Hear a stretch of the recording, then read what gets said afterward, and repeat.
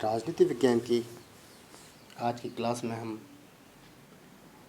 जो पाश्चात्य राजनीति विचारक है टॉमस हॉब्स,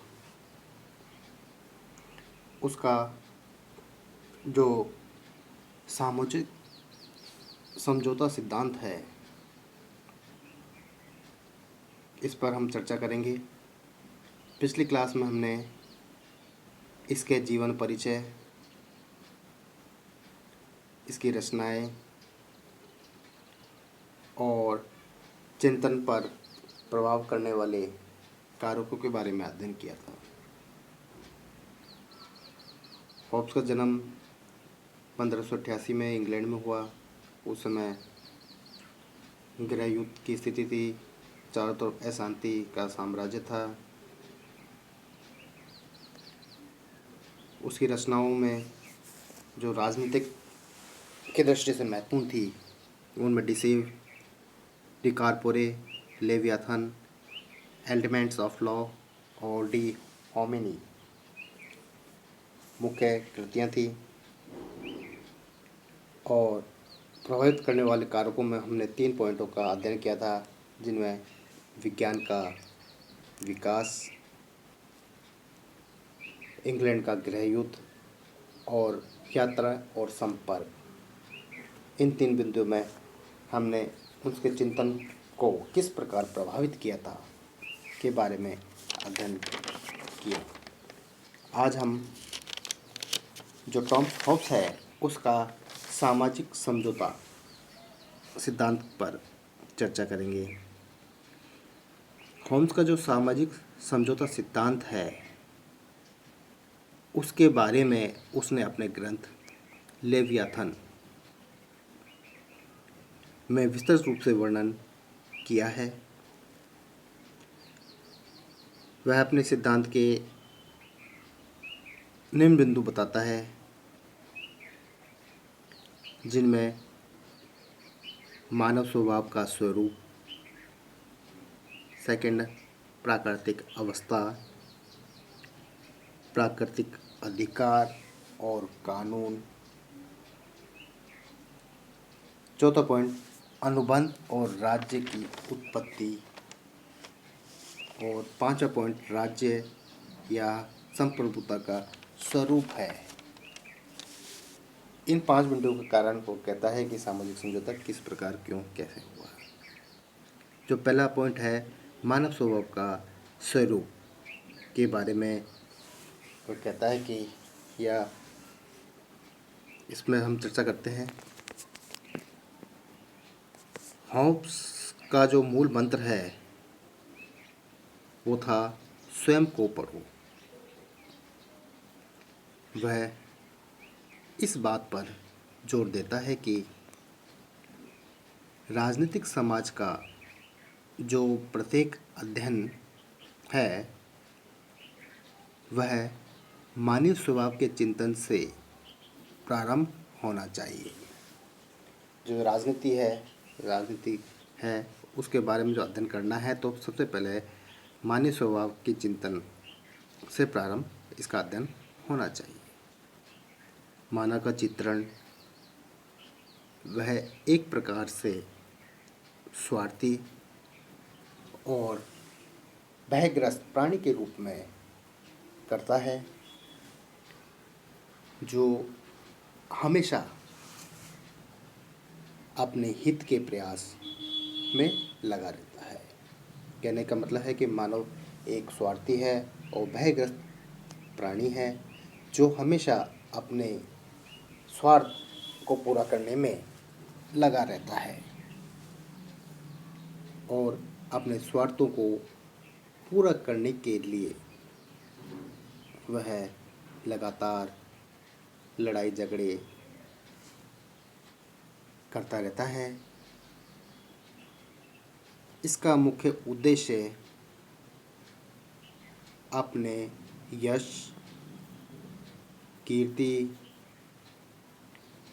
या शक्ति का विस्तार करना होता है और मनुष्य की जो इच्छाएं हैं वह कभी भी समाप्त नहीं होती हैं, या कहें कि उसकी इच्छाएं तभी समाप्त होती हैं जब उसकी मृत्यु हो जाती है।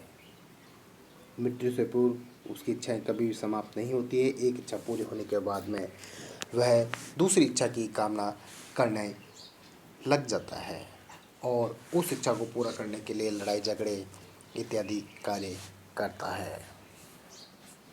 वह कहता है कि यदि कोई मनुष्य परोपकार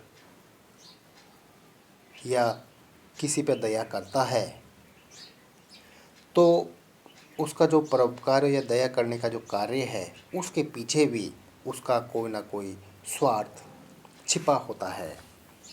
वह बिना स्वार्थ के न तो परोपकार करता है न किसी पर दया करता है। इस प्रकार हॉब्स प्राकृतिक अवस्था को असुरक्षित, संघर्षपूर्ण, अराजकतापूर्ण बताता है और कहता है कि ऐसी स्थिति से छुटकारा पाने के लिए वह इस सिद्धांत को, कौन से सिद्धांत को, सामाजिक समझौते सिद्धांत को अपनाता है। अब हम इसके सेकंड बिंदु को ओर चलते हैं, जो है प्राकृतिक अवस्था। उस समय की जो प्राकृतिक अवस्था थी वह अत्यंत खराब या कहें दयनीय थी। चारों तरफ युद्ध का माहौल था, वातावरण था।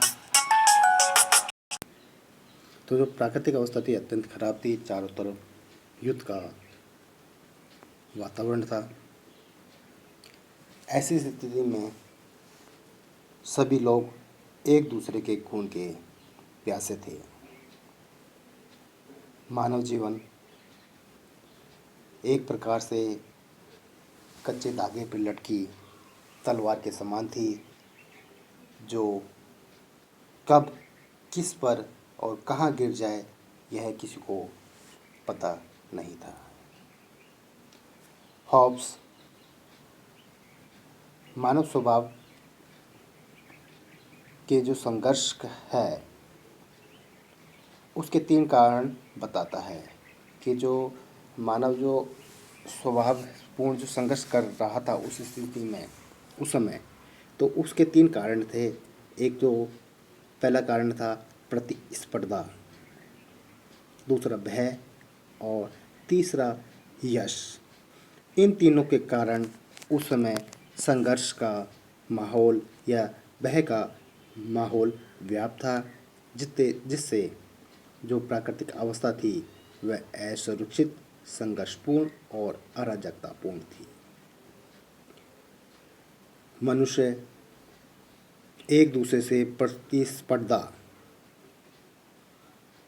दूसरा भय और यश के लिए लगातार संघर्ष करता रहता था। एक तो है प्रतिस्पर्धा, दूसरा भय डर के कारण, और यश कीर्ति पाने के लिए एक दूसरे से संघर्ष करता रहता था। हॉब्स की जो प्राकृतिक अवस्था शक्ति ही सत्य है पर आधारित थी। कहने का मतलब है कि जो शक्तिशाली व्यक्ति है वो ही उसमें जीवित रह सकता था। प्राकृतिक अवस्था में हमेशा युद्ध का माहौल बना रहता था या युद्ध होते रहते थे। मानव का जीवन एकांकी, दीन, अपवित्र, पाश्विक और क्षीण प्रकार का वह बताता है। इसका जो तृतीय बिंदु है वो है प्राकृतिक अधिकार तथा प्राकृतिक कानून। अब हॉब्स ये जो प्राकृतिक अधिकार है और प्राकृतिक कानून है, इन दोनों में अंतर बताता है और कहता है कि प्राकृतिक अधिकार में मानव को आत्मरक्षा हेतु समस्त कार्य करने का अधिकार या स्वतंत्रता होती है, जबकि जो प्राकृतिक कानून है में मानव को ऐसा करने से रोका जाता है जो प्राण रक्षा के लिए घातक हो। प्राकृतिक अधिकार में स्वतंत्रता का आभास होता है, जबकि प्राकृतिक कानून में दायित्वों का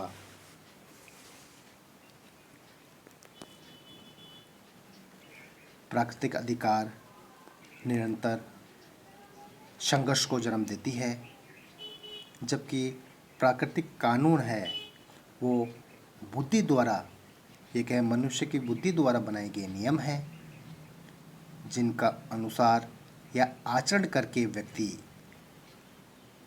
अपना जीवन सुगमतापूर्वक या अपने जीवन की रक्षा कर सकता है और अराजकतापूर्ण स्थिति से बच सकता है। हॉब्स 19 प्रकार के प्राकृतिक नियमों की कल्पना करता है, जिनमें से 3 प्रमुख हैं, जिनमें पहला है प्रत्येक जो व्यक्ति है को शांति स्थापित करने के लिए भरपूर चेष्टा करनी चाहिए।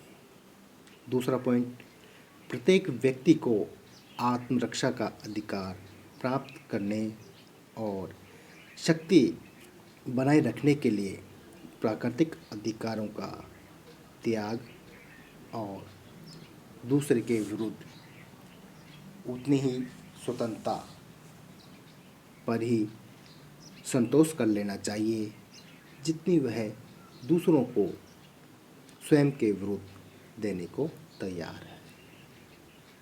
तीसरे बिंदु में आता है जिसमें व्यक्ति द्वारा उन सभी समझौतों का पालन किया जाना चाहिए जो उसने स्वयं किए हों। इस प्रकार यह 3 प्राकृतिक नियमों जो मुख्य हैं उनकी बात करता है। इस प्रकार यह प्राकृतिक नियम उन शर्तों की व्याख्या करता है जिनके आधार पर समाज का ढांचा खड़ा किया जा सकता है। इस प्रकार आज हमने हॉब्स के सामाजिक समझौते में 3 बिंदु पर अध्ययन किया, चर्चा की। इसके पश्चात इसके अन्य जो बिंदु हैं उन पर हम चर्चा अगली क्लास में करेंगे।